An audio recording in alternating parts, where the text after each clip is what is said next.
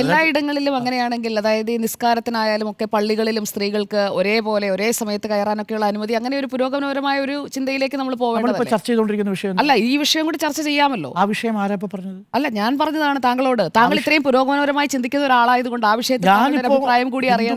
സ്വാമി സച്ചിദാനന്ദം പറഞ്ഞ മുഖ്യമന്ത്രി പറഞ്ഞ വിഷയമല്ലേ? അല്ല, അത് എനിക്ക് മനസ്സിലായി. താങ്കൾ പക്ഷേ പറഞ്ഞു വന്നപ്പോൾ ഹിന്ദു മതത്തിൽ മാത്രം ഒട്ടും പുരോഗമനമില്ലാത്ത ഏറ്റവും കൂടുതൽ പുരോഗമനം ഉണ്ടായത് അത് താങ്കൾ പക്ഷേ പറഞ്ഞില്ലല്ലോ. താങ്കൾ പറഞ്ഞു വന്ന് ക്ലോസ് ചെയ്യാൻ ശ്രമിച്ചത് എങ്ങനെയാണ്? ഇതൊക്കെ മാറ്റിമറിക്കേണ്ടതാണ്. അവകാശം ഏറ്റെടുക്കുക. ഞാനൊരു ഹിന്ദു അല്ലേ ആ അർത്ഥത്തിൽ? ഹിന്ദു ആണെങ്കിൽ ഹിന്ദു വിശ്വാസങ്ങളെ മാനിക്കുന്ന, താങ്കൾ പറഞ്ഞല്ലോ കൊണ്ട് അമ്പലത്തിൽ പോകാറില്ല എന്ന്. താങ്കൾ അവസാനം ക്ഷേത്രത്തിൽ പോകുന്നത് തന്നെ ഏറ്റവും കൂടുതൽ പോയത് അമ്മയുടെ കൂടെ നിർബന്ധപൂർവ്വം പോയതാണ്. അതെങ്ങനെ നിങ്ങൾക്ക് പറയാൻ പറ്റും? താങ്കൾ പറഞ്ഞത് എനിക്കറിയാം.